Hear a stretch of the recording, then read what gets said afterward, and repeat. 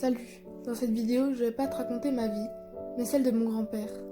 Son témoignage mérite d'être entendu pour montrer toutes les souffrances que le monde a fait subir.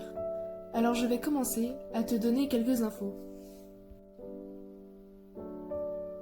Tout d'abord, mon grand-père, en 1955, avait 22 ans à cette époque et était commandant militaire du département d'Alger. Il vivait avec ses parents et son frère, bien sûr, en France.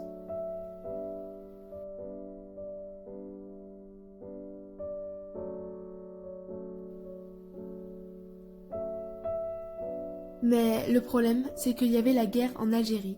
Donc tous les jeunes Français ont dû plonger dans cette guerre dont ils découvrent toutes les horreurs. La torture, des interrogatoires, etc. Mon grand-père avait vécu quelque chose qu'il avait du mal à voir. Il appelait ça la corvée du bois. En fait, c'est une exécution sans procès.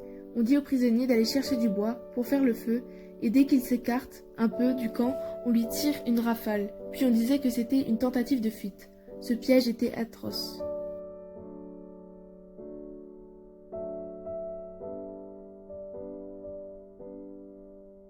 Un jour, pendant cette guerre, il a vu un jeune garçon blessé qui allait être assassiné quelques heures plus tard. Il en avait marre de tout ce qui se passait, c'était trop. Alors la nuit, il l'a libéré et l'a aidé à partir avec lui.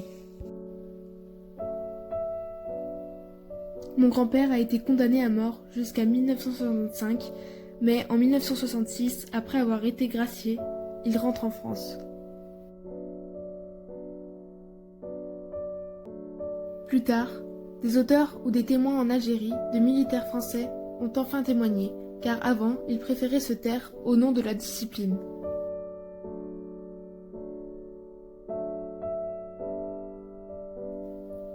Aujourd'hui, il en a des remords. Il ne s'est pas levé contre ça, mais est heureux que toute cette atrocité soit finie.